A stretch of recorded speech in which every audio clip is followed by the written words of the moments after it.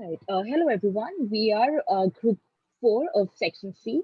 We'd be presenting strategic analysis on the industry used car market in India, and our focal industry would be auction.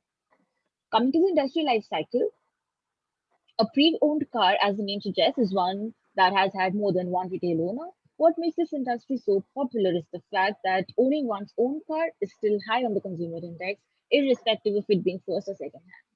Now, as you could see, the industrial life cycle has four stages: introduction, growth, maturity, and decline. A pre-owned car industry is at the growth stage in its life cycle. The sector accounts for 18% of market share, and according to ET Auto data, the sector recorded 4.4 million unit sales in FY20 as compared to 2.8 million units for the new passenger vehicle car. Uh, the sector makes up to 18% of the total market share of the cars sold. And even though the pandemic may have halted the growth, the recovery of this sector has been of 99%. Moving on.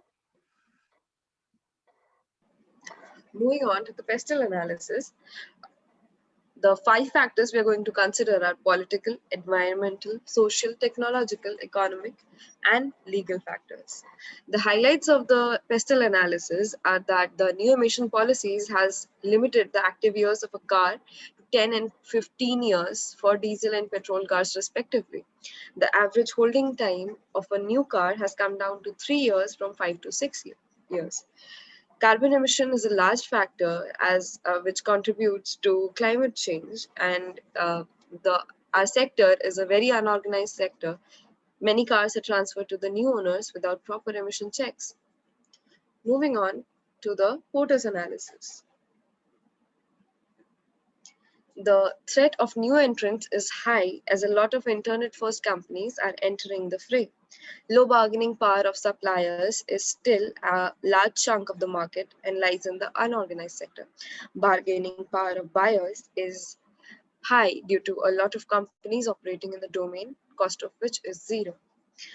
There is high rivalry among existing competitors. Threat of substitutes is high as entry barriers are low. Moving on to the next slide. The activity system map for the focal firm auction is a B2B auction platform that is an upcoming online platform.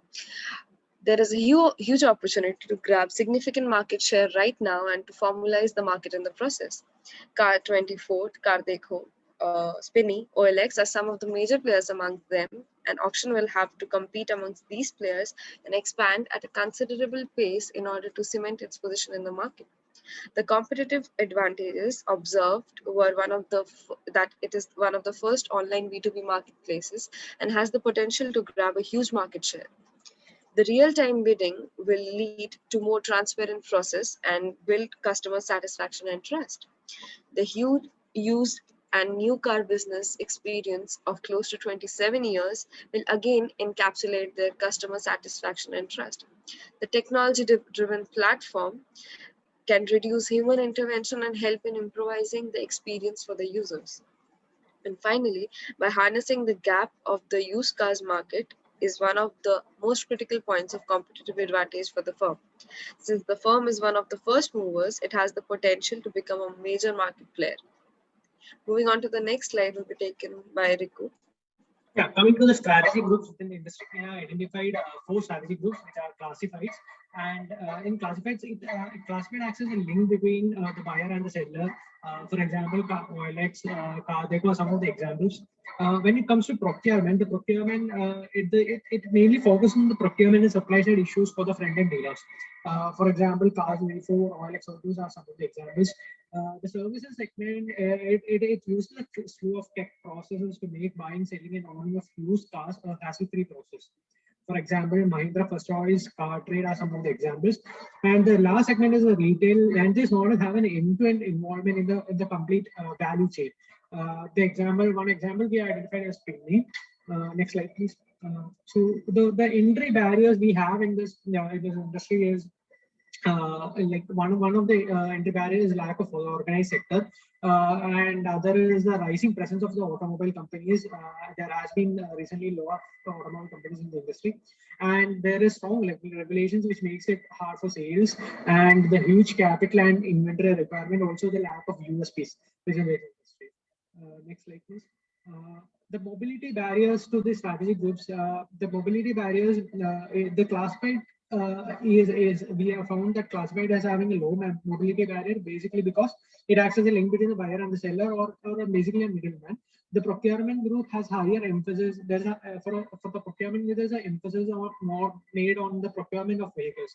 So it is in a moderate sector, and the services and the retail have a high mobility barrier, basically because services having a lot of technology, which makes it the money intensive sector, and it has a higher mobility barrier. The retail group again have an end-to-end involvement in the whole process, which makes it more complex to move.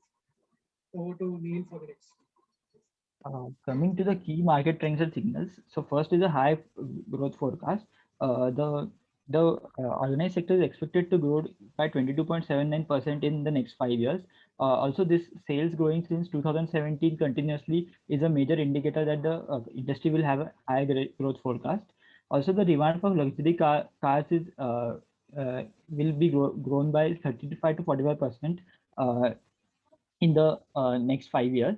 So major reasons is due to the young population, high depreciation, and growing internet penetration. Also, luxury car is taken as a status symbol in the country. So this demand will go on increasing. The government policies also play a major role in this industry. The GST ban decrease from by approx 20% from 45 to 25 has led to the increase in the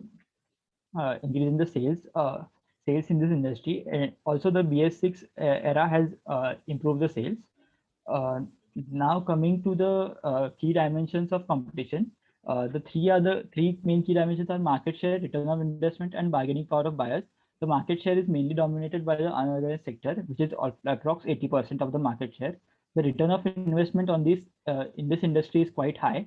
Also, the bargaining powers of the buyers is quite high, as there are many firms, and the unorganized sector dominates the market. So all the competitors give a same type of services, and there is no distinction given by services any competitor.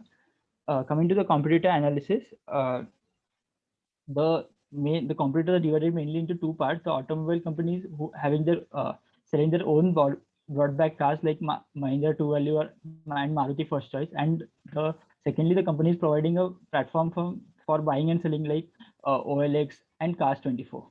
So these companies deal mainly in C2B, C2C as well as B2C models. So most of the companies are having a pan-India presence and are not specified to any particular geographic area. Also, these automobile companies are expected to consider stronger positions in the future due to high growth in the industry.